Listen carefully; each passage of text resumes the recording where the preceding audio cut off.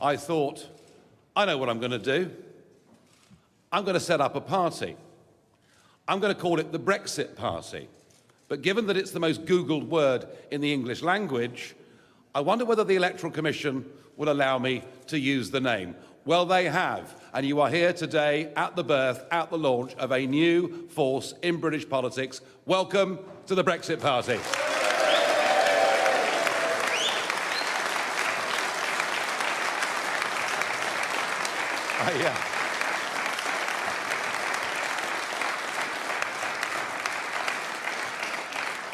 I haven't spent 25 years of my life fighting to raise the issue of why we should be an independent, normal, self-governing country that makes its own laws, has its own courts, controls its own borders. I haven't spent 25 years of my life doing that to simply roll over and to allow a career political class to betray that result without me fighting back. Well, the fight back begins here in Coventry today.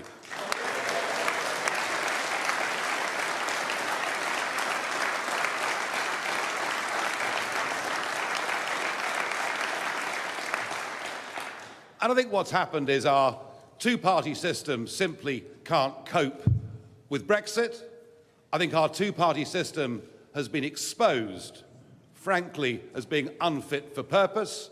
I think we have a parliament that is now completely out of touch with our country.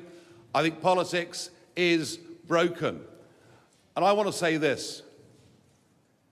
This party is not here just to fight the European elections on the 23rd of May this year. This party is not here to ask people simply to express their anger by going to the ballot box and voting for us on that day. No, no.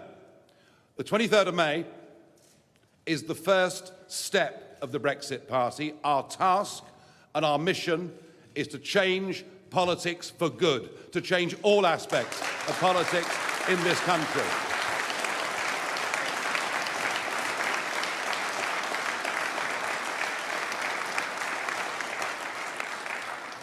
I did say that if I ever had to come back into the political fray, next time, it'd be no more Mr. Nice Guy. And I mean it. I mean it. I mean it. Yes, I'm angry about what's happened. I know lots of people out there are angry. But this is not, as I say, a negative emotion. This is a positive emotion. We're going to use these elections to change things. I said many years ago that I wanted to cause an earthquake in British politics. Well, now, what I'm fighting for, and with your support, what we will attempt to achieve is a democratic revolution in British politics, because that is what we need. Now, even before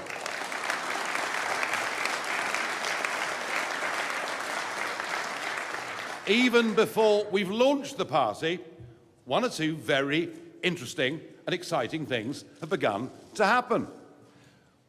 Just over 10 days ago, the website went live, and we said to people, if you want to sign up as registered supporters, if you want to donate money to the party, we're open for business. And I think it's pretty remarkable that in the first 10 days of operation, we've managed to raise over £750,000 from small donations from members of the public. I've never seen anything like that in my 25 years of campaigning. And when I was asked this morning on the Today programme, on the BBC Today programme, I was asked, what big donors do we have? I said, well, of course I'd welcome big donors, but wouldn't it be even more exciting if it was hundreds of thousands of small donors that funded the rebirth of democracy in this country?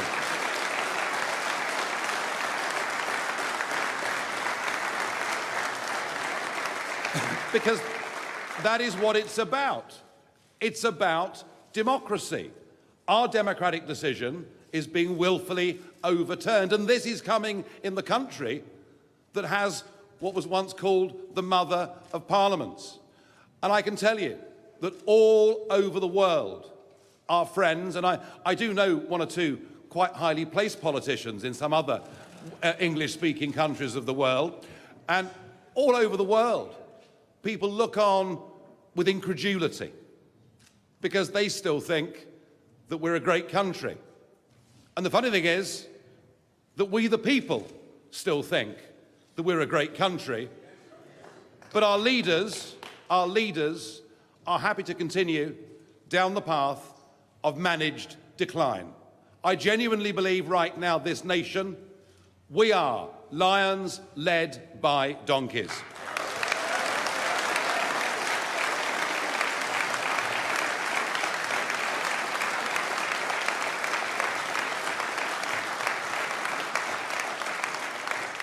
And not only are our leaders weak, not only have they willfully betrayed this result, but they're also pretty much incompetent. They're not actually very good at what they do. They're not very good at anything.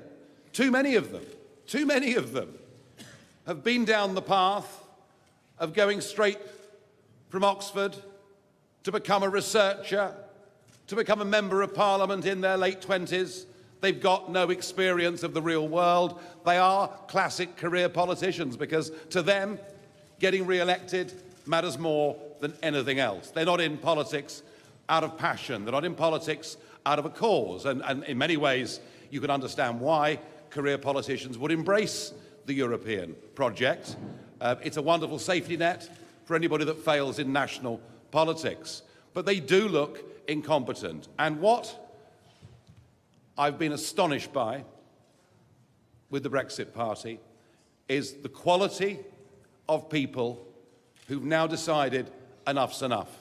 The quality of people who are putting their names forward to be candidates for this European election, and thousands more already who've applied to stand for us in local elections, in general elections, in by-elections, and whatever else it may be.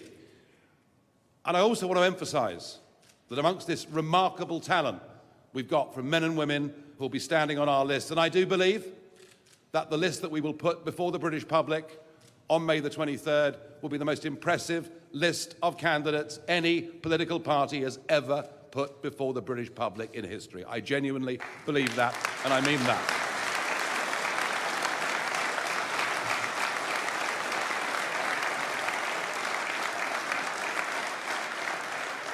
We have many people on these lists who do deals every day, who do deals every week. So it's time the political class who've shown themselves incapable of doing a good deal were pushed aside and replaced by those who know how the real world works.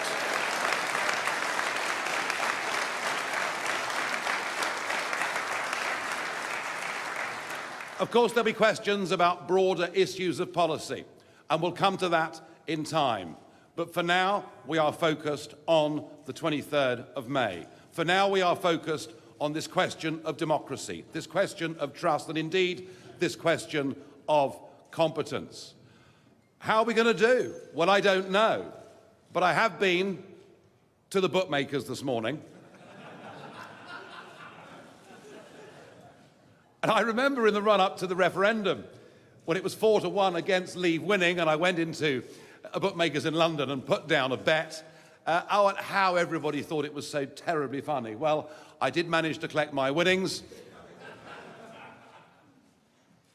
And I have this morning put £1,000 on the Brexit Party to top the poll in the European election at the odds of 3-1. Who's to say? I don't know. All I can say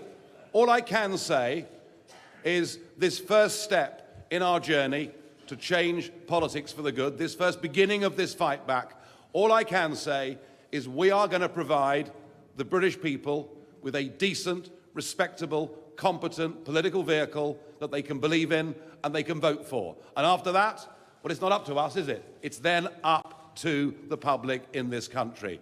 I think we're going to set something exciting, a spark. It's going to happen over the course of the next few weeks. I do believe that we can win these European elections and that we can again start to put the fear of God into our members of Parliament in Westminster. They deserve nothing less than that after the way they've treated us over this betrayal.